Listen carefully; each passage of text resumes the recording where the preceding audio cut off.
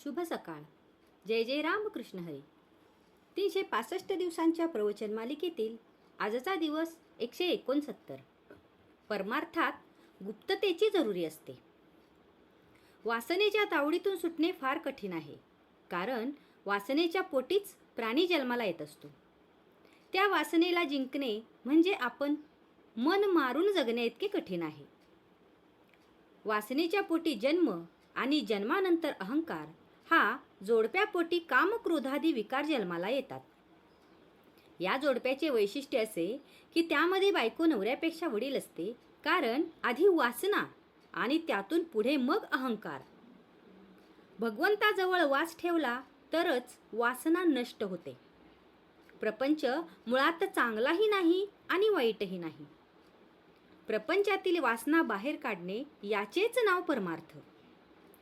प्रपंचात प्रसिद्धीची जरुरी वाटते, त्याच्या उलट परमार्थामध्ये गुप्ततेची जरुरी लागते.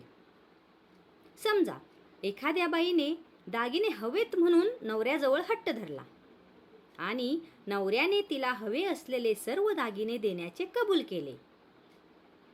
पण अट अशी घातली की जेव्हा दागिने अंगावर घालायचे असतील त्यावेळी ते घालून खोलीची दारे खिडक्या बंद करून आत बसले पाहिजे.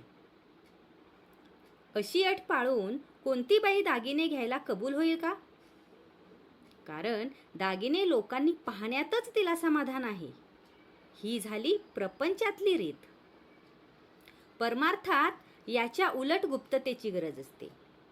आपली साधना कोणाच्याही नजरेत न येईल अशी खबरदारी घ्यावी, कारण परमार्थाला दृष्ट फार लवकर लागते. ती केवळ इतर लोकांचीच लागते असे नसून आपली स्वतःची सुद्धा दृष्ट लागण्याचा संभव फार असतो.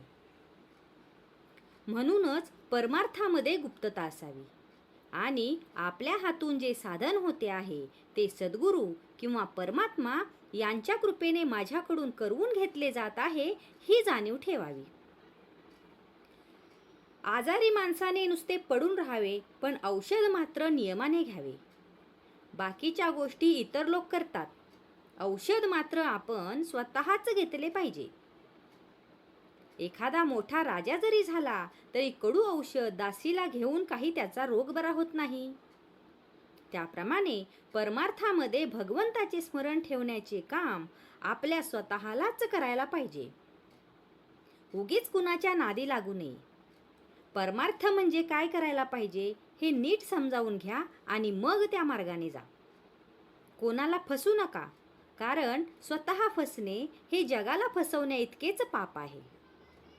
ज्याचा प्रपंचात पाठीराखा परमात्मा आहे त्याचा तो प्रपंचच परमार्थ होतो.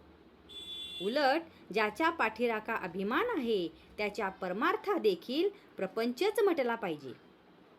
बाहेरून प्रपंची दिसावे, पण आत मात्र परमार्थी असावे, ही खरी कला आहे. आजचा हा भाग तुम्हाला कसा वाटला हे कमेंट करून नक्की सांगा. कमेंटमध्ये लिहा. जय जय रामकृष्ण हरी.